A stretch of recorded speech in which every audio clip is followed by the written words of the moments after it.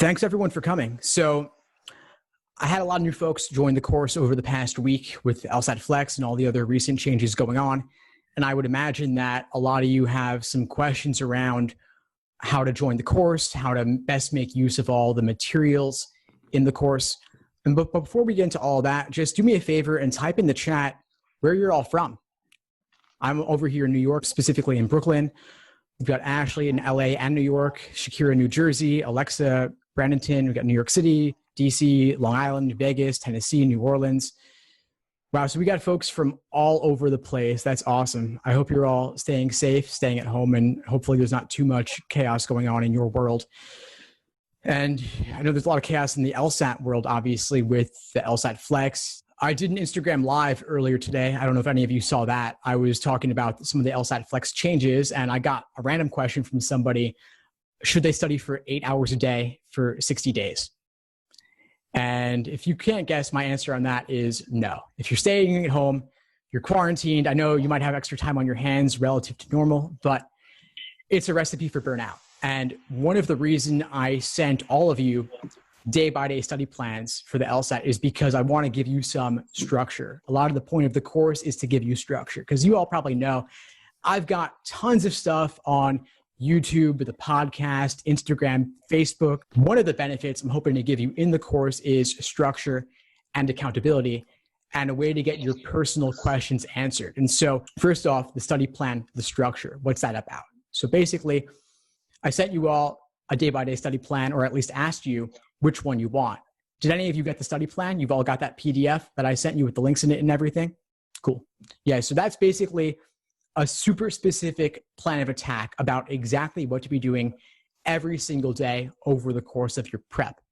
It involves which LSAT course video lessons to complete, which articles to read on my site before doing the specific LSAT problems out of the prep tests. And they work in the exact same order.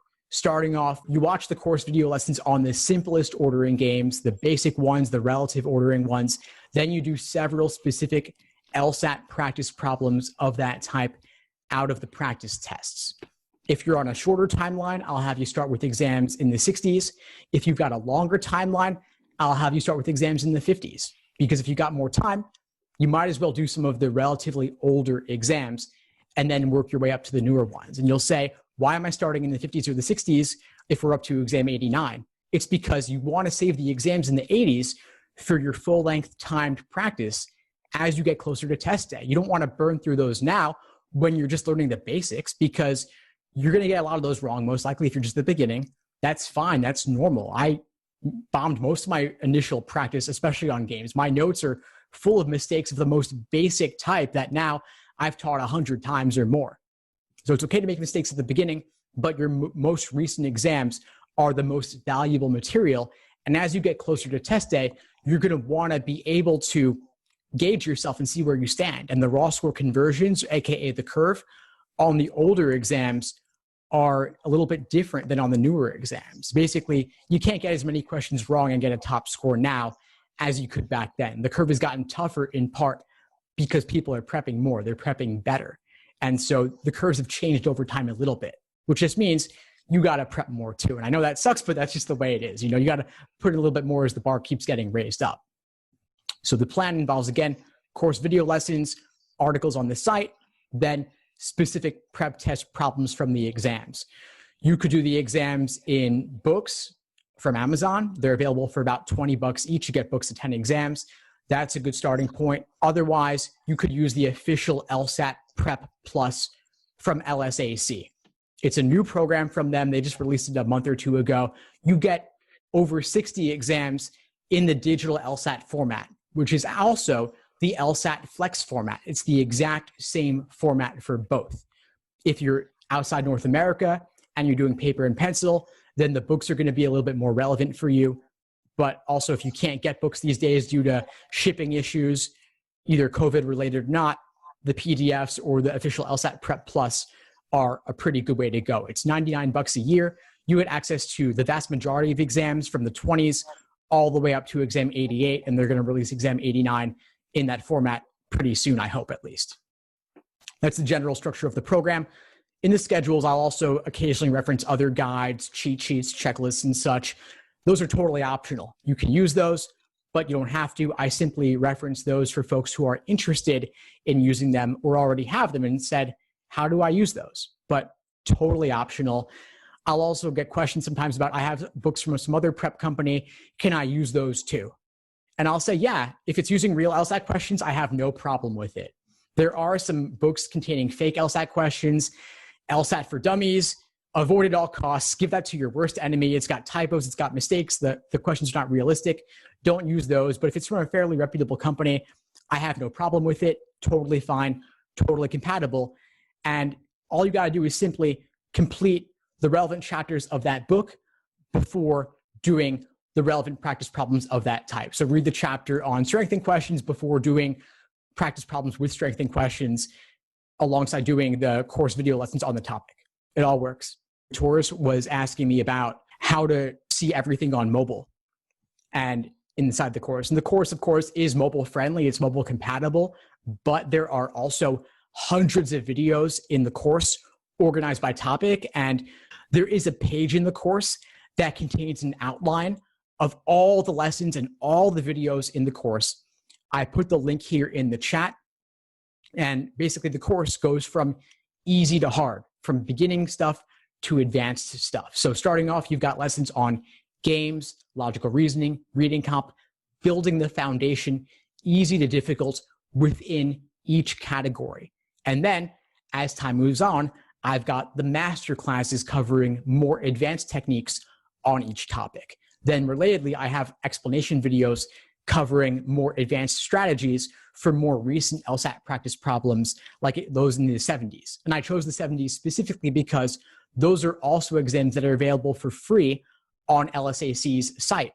Previously at familiar.lsac.org, now it auto forwards to another page on their site with both official LSAT Prep and official LSAT Prep Plus.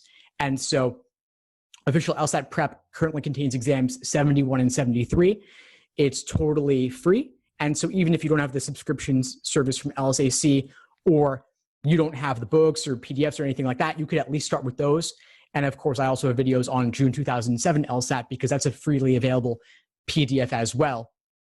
Again, for the other explanation videos, I'd say use the books or PDFs if you have them, or best of all, get official LSAT Prep Plus because that's the best way to simulate the actual exam format that most of you are probably going to be doing, assuming you're doing digital LSAT on tablet or the LSAT Flex. Either way, it'll be in that same software format. Got a question from Shakina. Is the June LSAT going to be Flex? I would bet a lot of money on that. I can't possibly see the June LSAT going forward in person. Like I said in the previous session, June LSAT in person is June 8th in North America. Virginia has stay-at-home order until June 10th. I'm not seeing things getting better with the pandemic right now based on where we're at. As Ali said in the earlier session, we're only at the beginning of this. So for June, I would go for Flex. And if you want to do Flex, I would say register for June. I hope you were able to register for June. If not, there's still July. I would certainly try for that. But I think it'll be Flex July. We'll see. I think it's majority likely to be Flex. But overall, my answer on this is simply, we'll see what happens going forward. And I would be ready for anything, but leaning towards Flex as we're relatively closer to a particular test date. Robin was asking about the LSAT prep test numbering system. So every LSAT that's released was administered on a particular date and time. And LSAC went back when the LSAT was only offered 4 times per year. 3 of those exams were released. 1 of them was not. So February was non-disclosed and saved for future test administrations. But June, the fall LSAT, and the December LSAT were all published. And so each of those 3 is assigned a number, and in numerical order, 89 being the most recent exam, number 1 being the oldest released exam in this format from back in June 1991. And so every exam has both a month and year as well as a number. And I actually have an entire list of all of them that helps you match up both the prep test number and the month and year that it was administered, because some folks, based on their materials, have the month and year, others have the number, some folks have both, and I simply matched them up, along with links to get them on Amazon Although now with the digital, I recommend LSAC's new software for that. So here's the link in the chat if you want to match them up for yourself depending on your materials. Shakir was asking, do the practice questions before the videos or after? So a couple steps here. First is, as you're learning the basics, watch the course lesson videos, then do the practice problems of that type. Once you've built a strong foundation and you start moving into individual timed sections and finally full-length timed exams, what you should then do is do the practice problems, either individual sections or full-length timed exams, and then puzzle through it on your own. Review them in depth. Some of you may have seen in the masterclass videos, I walk through my recommended review process for LSAT questions where I have students write explanations of their own as part of the analysis, and then I was critiquing them to show good examples, bad examples, or not so good examples anyway, and ways to improve them. And so I would recommend you follow the same approach. For each question you complete that gives you trouble, write out your own review process, and then look at the explanations to see how did you do compared to those. What could you have done better? What did you miss? Or do you have a pretty thorough understanding? Obviously, there's going to be a range of analysis. As you develop a better understanding, you'll be able to go deeper as part of your review process. But at least look at those as a model. So do the problems first, then look at the videos is the short answer on that. And by the way, my way is not the only way to solve a problem. I've obviously puzzled through this a lot over the years. I've gotten better with time. And when you see a video explanation, a lot of times that's my ideal way of doing it after having done it several times before. So don't necessarily feel like you have to hold yourself to a certain standard that you see in any explanation, whether it's mine or somebody else's. And although obviously I think my way is one of the best ways, there are other good ways out there. And so if you're occasionally Googling a problem and seeing another approach, you may like that approach, you may not. Totally fine. It's about what ultimately, whatever works best for you and best fits your style. And there's pros and cons. It's ultimately, can you complete the question efficiently in the time allotted? That's what ultimately matters at the end of the day. But review is incredibly important. Don't neglect it. You'll see later in the study plans, I'll say, do time sections, review, do full-length exams, also review. Review really means review in depth. Don't gloss over it. Don't look at the answer key and say, I get it now, or look at a particular explanation and say, I get it now. Really puzzle through it on your own first. And then, and only then, slow down and get into more depth on, and then look at explanations and move on to the next one.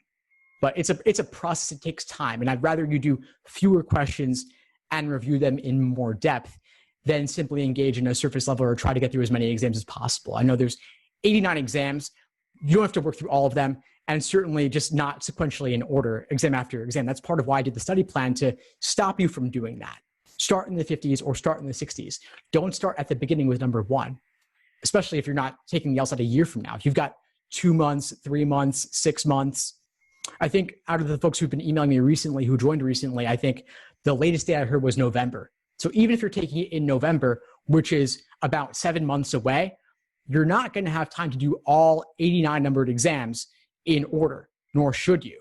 If you were, that's more along the lines of doing the 8 hours a day for 60 days straight. It's not the right way to go about it. Build the foundation first. And you've seen me in the course probably talk about the laser approach to studying, building the foundation before moving on to sections and exams and reviewing. That's the process for a reason. It's like you're building scaffolding, or like a pyramid where you get to the top where you're doing fewer questions but going deeper on them, even if you were doing more questions at the beginning to build that foundation. As a follow-up, Ashley's asking about reviewing reading comp, breaking down the passages along with explanations for each question.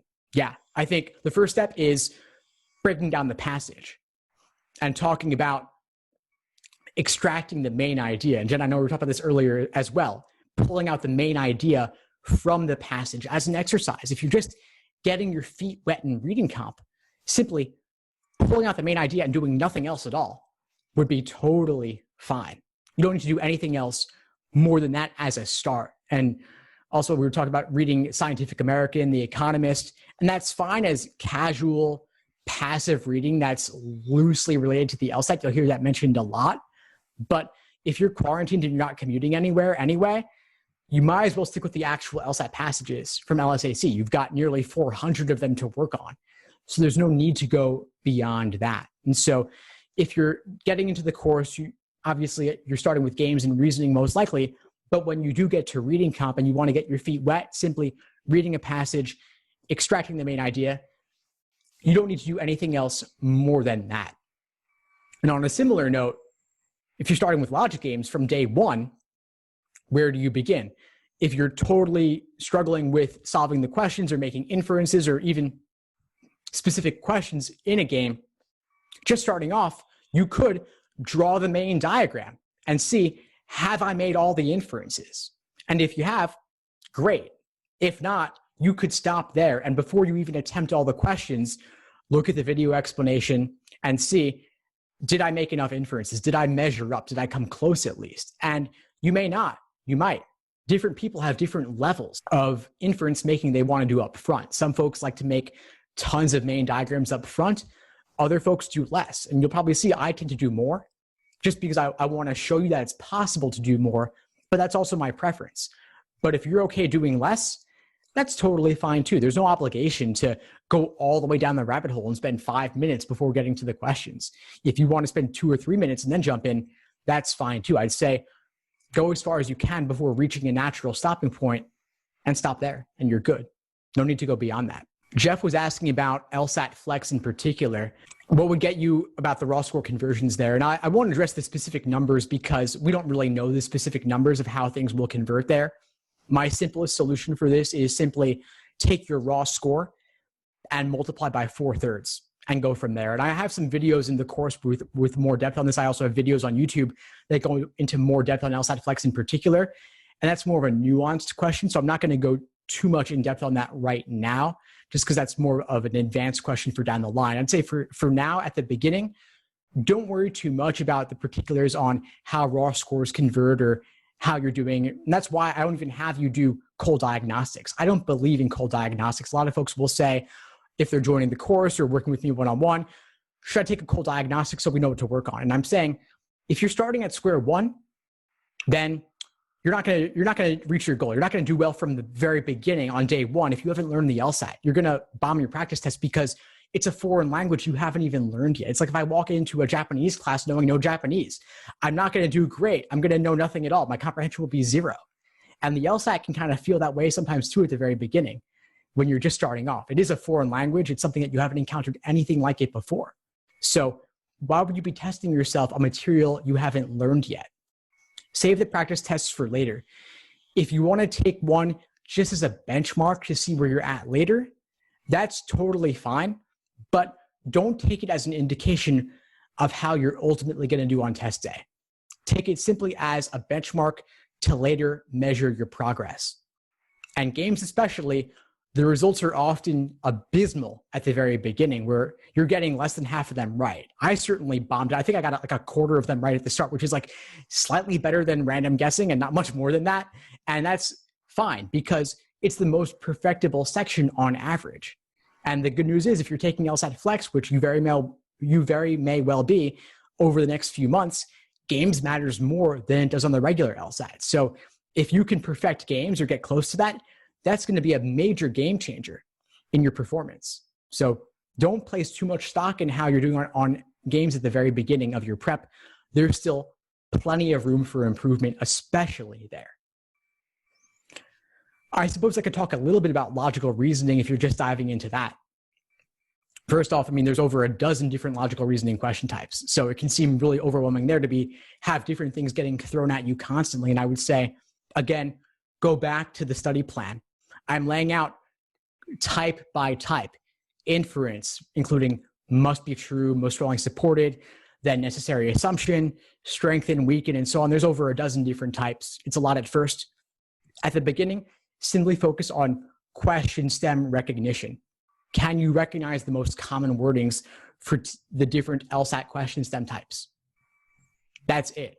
I know I've also talked about in the more advanced section of the course how question types actually don't matter that much, or at least there's also to consider the method of reasoning in the stimulus, the method of reasoning in the argument. That's also extremely important to understand on a deeper level. But at the start, simply question stem recognition is a great starting point.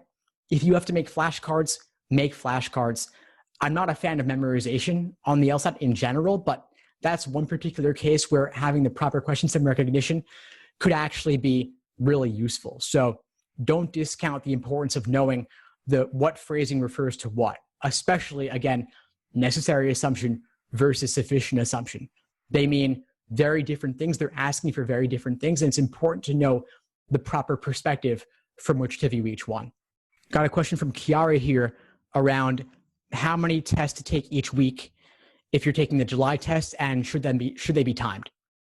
So first off, you'll see in the study plan, I'm typically recommending, as test day approaches, doing about 2 timed exams per week.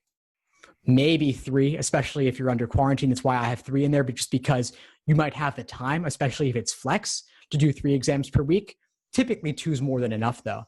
And I would say that still holds, especially for flex. Like I was saying in the last session, 2 exams per week as 3 sections is probably pretty achievable unless you've got a busy work schedule or you're an essential worker who actually is going out and about despite everything. But 2 exams a week is plenty, plus detailed review of those exams as I've discussed. Yes, they should be timed, especially in that final month, because test day is timed and you want to replicate test day conditions as closely as possible. As for whether you're going to be doing flex or regular digital LSAT or even paper and pencil, I'd say do a bit of each if you don't know. If you're taking it in November, it might well be in person. That's entirely possible. But June, like I said, almost certainly flex. July's got a good chance of being flex as well. So I would say make most of your exams 3 sections if you're taking the exam in the next month or 2. If you're taking it farther out, you don't actually need to be doing timed exams yet. So I wouldn't worry about that part yet. But theoretically, the more likely it is to be in person, the more 5-section exams you should be doing and the fewer 3-section exams you should be doing. Again, this is a bit cart before the horse, but I know that a lot of folks, you're still thinking ahead, which is perfectly reasonable to do. I wouldn't do any exams that are 4 sections in particular, even though it's kind of in the middle or a compromise between the two, because you're not doing 4 sections on test day ever. So that wouldn't be simulating anything that you're actually experiencing. If you want to do a 3-section exam, take a break, then do 2 more sections. You could take the first 3 sections as being your LSAT flex performance, and then the full 5-section experience as being your in-person performance. So there actually is a way to compromise between the two, simply doing 5 sections. But if you're doing June or July, again, I wouldn't spend too much time on that since it's highly unlikely to be what you actually experience. As for Robin's question regarding accommodations, if you can't do screen time for a long period of time, I'm not sure about that. I'd say if you can get a doctor's note and proper medical documentation, then yeah, then you might well get accommodations for that. And then I'll speak more generally about this as well, just so it's more generally applicable. If you have a case that requires accommodations, look into that now. It takes LSAC a long time to make decisions on this. And so the earlier you can get your paperwork in order and provide that documentation to them, the longer you'll have with all the back and forth. And so give them time, note all the deadlines, take note of the fact that it takes a while, and start the process now. They've gotten a lot more liberal with accommodations in recent years due to a number of lawsuits. Americans with Disabilities Act, they've been challenged and they lost. So they are getting a lot more flexible with that, including things like extra time. And so if you think you might qualify for extra time due to ADHD or other issues, definitely look into that because it's a major game changer. Obviously, having time and a half or double time makes a big difference given the severe 35-minute time constraint. And as you're starting off, you want to know what are you going to be doing on test day so you can plan accordingly, because that changes everything. Even things like the individual timed sections in the study plan, doing 53 minutes rather than 35 minutes. It's a big difference. So get that figured out now. One thing I'll say is that double time is not always the game changer it might seem in a positive way. It's not always desirable because in person, double time means you're doing 7 hours of LSAT in a single day. And that is a lot of time to be on the LSAT, especially when it's scored in the real thing. So time and a half may actually be more beneficial than double time depending on your personal situation, I would lean towards time and a half, unless you really feel like you want that double time experience with the breaks and with 70-minute sections doing 5 of them. It's a lot. So just some considerations for you there. But again, look into this now because it will change how you prep over the next several months whenever you're taking the LSAT. It affects your study plan from nearly the very beginning after you build the foundation. As for a list of books you need for the plan, Shakeen is asking, all you need are the actual LSAT prep tests from LSAC, like I covered earlier, in books, PDFs, official LSAT Prep Plus. It's all good. It's all the same to me. It's all the same content regardless. One thing I should note actually that comes to mind is I've been getting a lot of questions around the section numbering and section ordering being different in official LSAT Prep Plus relative to the books. And I've been in touch with LSAC over this, and they have it in their roadmap to create some consistency between the two because they actually are different a little bit. The section orderings differ on the digital site versus the books. They are going to equate them in some way going forward. So if you see any differences there, just note that will be fixed on their end eventually. For now, reach out to me and I'll help you out with the details if you need help with that. It's not too difficult to resolve based on the number of questions per section or the section type. Really, the logical reasoning is the only area that could be potential confusion once you know what's games, what's reading comp, what's logical reasoning, and it's possible to figure that out. And I've reached out to all of you about not only the study plans, but also setting up individual one-on-one calls with me as well. Those calls are optional, not mandatory, but if you want to take advantage of it, I'm certainly here for you. You can email me to schedule if you haven't had a session with me already. I love to connect with every single one of you one-on-one, as well as in the classroom setting too. So reach out. I'm here. I'd love to do these calls. I have booking times available throughout the weekday, but I can also schedule times outside of the ones available in the calendar. If meeting during 9 to 5 or whatever doesn't work for you in particular, we could schedule outside of that too. I do want to make these calls happen just to help you jumpstart your prep and get into it. If nothing else, I'll leave off for now, but thanks to all of you for joining me tonight. I hope you found this helpful. Keep in touch. Let me know if you need anything at all moving forward. I'm happy to help, and I'll see you all in class soon. Have a good night, everyone. Stay safe. Thanks for tuning into the show. Please subscribe if you haven't done so already to be notified of new episodes as I release them. And feel free to reach out if you need anything at all as you move forward with your prep. I'm happy to help however I can. In the meantime, I'll wish you all the best and take care.